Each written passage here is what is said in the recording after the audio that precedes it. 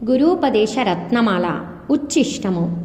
ఆత్మసిద్ధుడైన సద్గురువు స్వానుభవంతో శిష్యునికి అనుగ్రహించు జ్ఞానోపదేశ వాక్కులే ఆయన భుక్తశేషమైన ఉచ్చిష్టము. అది విని శిష్యుడు మౌనంగా మనస్సు ఎగసిపడనీయక తన స్వరూపనిష్టలో ఉండటమే ఆ ఉచ్చిష్టాన్ని ఆనందంగా అరగించుట. మౌన గురువునకు తన దేహాభిమానాలను ప్రసాదంగా సమర్పించిన తర్వాత మిగిలినది ప్రకాశవంతమైన ఆత్మస్ఫురణ.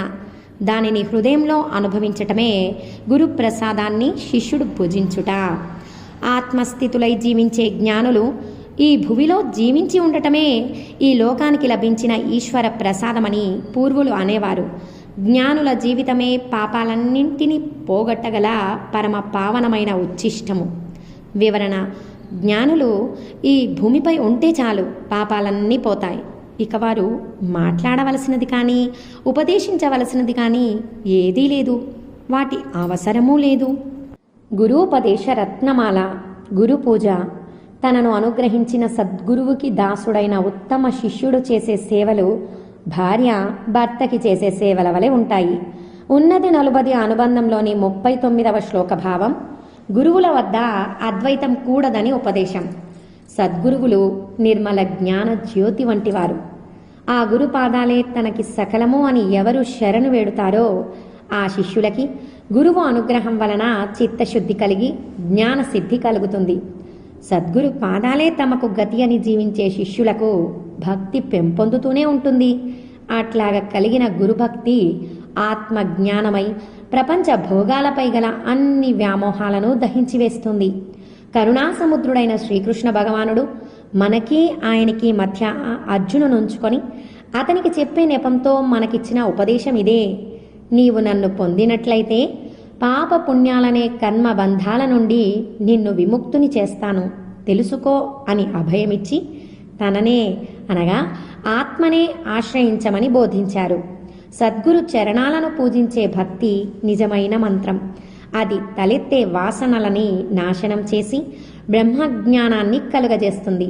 కనుక గురుభక్తియే శ్రేష్టమైన మంత్రము. జ్ఞాన గురువుగా మానవ రూపం ధరించి మనలను అనుగ్రహించిన పరమేశ్వరునికి పూజాది సేవలు చేసినా కూడా ఆ పరమాత్మునితో జీవ బ్రహ్మైక్యమే చేయదగ్గ శ్రేష్టమైన పూజ. వివరణ: ఈ దేహంతో చేస్తున్న పూజలన్నీ జీవ బ్రహ్మైక్య క్రియల వలె నిరంతరం చేయటం కష్టం. అందువల్ల ఐక్యమే అన్నింటికన్నా శ్రేష్టమైన పూజ. ఉపదేశసారం 30వ పద్యభావాన్ని ఇక్కడ జ్ఞాపకం చేసుకోవాలి.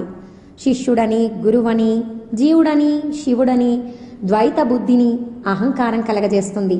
అటువంటి ద్వైత బుద్ధి లేశమైన తలెత్తని మౌన స్థితియే శిష్యుడు గురువునకు చేసే నమస్కారానికి అర్థం. భగవంతుడే జ్ఞాన గురువు. ఆయన దివ్య బోధలనడి జ్ఞానాగ్నితో నేను శిష్యుడను, వారు గురువులు అనే ద్వంద్వ భావం నశిస్తుంది. దాని ఫలితంగా వాసనారహిత మౌన నిష్ఠయే వారికి చేసే ఉత్తమ పూజ. నేనెవరు అని అంతర్ముఖంగా ఆత్మవిచారణ చేసి ఫలితంగా ఆత్మరూపుడైన గురువుతో సారూప్య స్థితిని పొంది అదే నిష్ఠలో ఉంటూ తాను శిష్యుడు అన్న భేదభావాన్ని నశింపచేసుకోవటమే ఉత్తమ శిష్యుడు గురువునకు చేసే పూజ. వివరణ: ఉపదేశసారంలోని 29వ పద్యభావాన్ని ఇక్కడ గుర్తు చేసుకోవాలి. చిదాకాశమే గురు రూపంలో అవతరించింది కాబట్టి ఆ చిదాకాశంలో తనకొక జీవరూపం లేకుండా ఉత్తమమైన సహజ స్థితిలో ఉండే నిష్ఠయే ఆ గురువునకు చేసే గురు పూజయని గ్రహించు.